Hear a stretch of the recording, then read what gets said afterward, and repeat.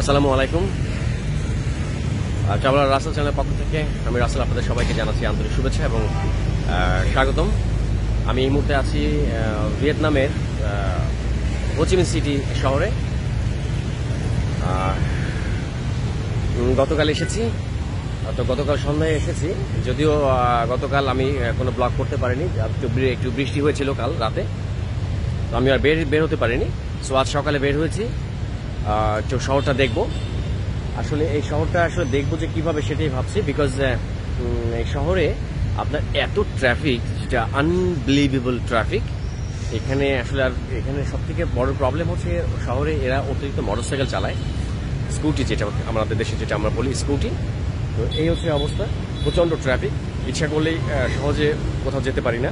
আমি এখন যেখানে দাঁড়িয়ে আছি এটা হচ্ছে আপনার হোচিমিন সিটির যে প্রাণকেন্দ্র, যেটাকে বলে সাইগন। এটা হচ্ছে ডিস্ট্রিক্ট 1-এ। এখানে অনেকগুলো ডিস্ট্রিক্ট আছে, তবে তার ভেতরে সব থেকে ভালো ডিস্ট্রিক্ট হচ্ছে ডিস্ট্রিক্ট 1। ডিস্ট্রিক্ট 1-এ সব থেকে বেশি টুরিস্ট আছে। আমি আসলে আছি এখন এই সাইগনের যে সেন্টার, যে একটা পার্ক আছে সেন্ট্রাল মাঝখানে একেবারে, সেই পার্কের ভেতরেই আছি দাঁড়িয়ে। আপনারা যদি একটু পার্কটা দেখুন যে এখানে আমি কোথায় যে আপনাদের জন্য ভালো হবে। সো এই হচ্ছে আপনার যে সাইগন যে সেন্টার পয়েন্টের যে পার্কটা, এটা হচ্ছে সে পার্ক। আমি এখানে দাঁড়িয়ে আছি। সুন্দর, খারাপ না, তবে দেশটাও সুন্দর। তবে দেশের সব থেকে যেটা প্রবলেম, সেই সমস্যাটা হচ্ছে যে এদেশে প্রচন্ড পরিমাণে ট্রাফিক, অতিরিক্ত ট্রাফিক, এটি হচ্ছে বড় সমস্যা। এখানে খুব রিল্যাক্স ফ্রি ভাবে আপনি চলাফেরা করতে পারবেন না, রাস্তা ইচ্ছা করলেই ভালোভাবে রাস্তা নিশ্চিন্তে পার হতে পারবেন না, খুব কেয়ারফুল থাকতে হবে এখানে। আর এক জায়গা থেকে আরেক জায়গায় যেতে, যেমন গতকালকে যখন আমি এয়ারপোর্ট থেকে আসার পর রাস্তা থেকে এক জায়গা আপনার আমি একটু দেখলাম টাইমটা, যে 2.5 কিলোমিটার আমার হোটেল থেকে দূরত্ব ছিল। এই 2.5 কিলোমিটার আসতে আমার লেগেছে আধা ঘন্টা লেগেছে। সো আপনারা বুঝতেই পারছেন যে কতটা ট্রাফিক এদেশে। তো এই হচ্ছে হোচিমিন সিটি, আর খুবই বিজি, খুবই ব্যস্ত শহর যতটুকু দেখছি। এরপরে দেখবো ইনশাল্লাহ আরো।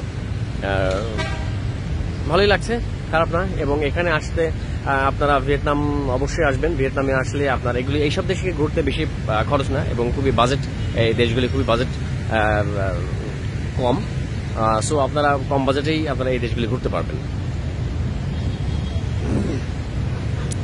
আচ্ছা, এখন আমি আপনাদেরকে বললাম, কাল আমি আমার হোটেলে এসেছি। আমার হোটেলটা হচ্ছে এই জায়গার যে মেইন যে জায়গাটা, হোচিমিন সিটির যে মূল যে জায়গাটা, যেই কারণে টুরিস্টরা হোচিমিন সিটিতে আসে, সেই জায়গাটা হচ্ছে হুই ভিয়েন ওয়াকিং স্ট্রিট। সো আমি আছি হুই ভিয়েন ওয়াকিং স্ট্রিটেই, এবং ওয়াকিং স্ট্রিটের মাঝখানেই আমার হোটেল।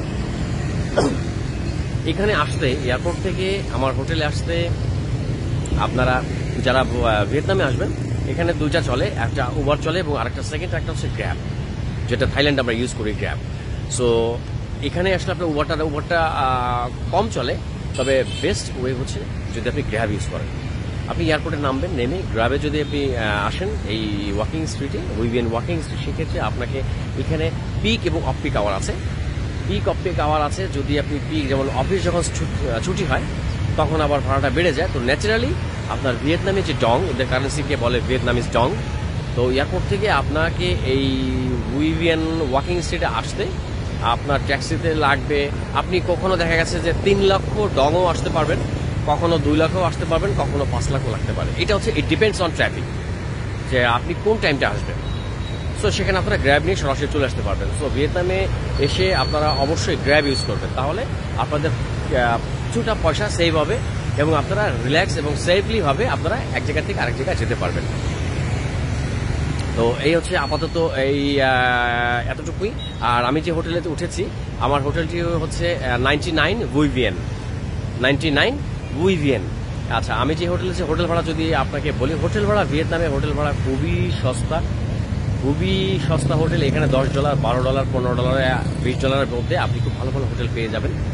এখানে হোটেল নিয়ে কোনো মাথা ব্যথা কোনো কিছুই নাই। অন্যান্য কান্ট্রিতে যেতে গেলে যেমন আমাদের হোটেলের জন্য একটা আলাদা বাজেট করতে হয়, তবে এই ভিয়েতনামে আসতে গেলে, যদি ভিয়েতনামে আসতে চান, সেক্ষেত্রে ভিয়েতনামের জন্য আপনাদেরকে হোটেলের জন্য, অ্যাকোমোডেশনের জন্য এক্সট্রা কোনো বাজেট করতে হবে না, because it's a very chip country.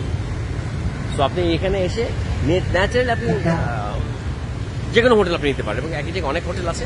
আপনি যে কোনো জায়গায় যদি আপনার এটা পছন্দ না হয়, আপনি অনলাইনে বুক দিতে পারেন booking.com থেকে বা আগোড়া থেকে। আর যদি মনে করেন যে না আপনি বুকিং দিবেন না, আপনি সেটাও পারেন, সেটা বুকিং না দিয়েও আপনি আসতে পারেন। এসে আপনি এখান থেকে আপনি যে কোনো একটা হোটেল আপনি বেছে নিতে পারেন। সো এই ছিল। ইনশাল্লাহ এখন একটু শহরটা একটু দেখি, আর তারপর আমি আবার চলে আসবো আপনাদের সামনে। শহরের নতুন নতুন কোনো কিছু জায়গা থাকলে আমি সেটা দেখানোর চেষ্টা করবো। সো ভালো থাকবেন, সুস্থ থাকবেন, আল্লাহ হাফেজ।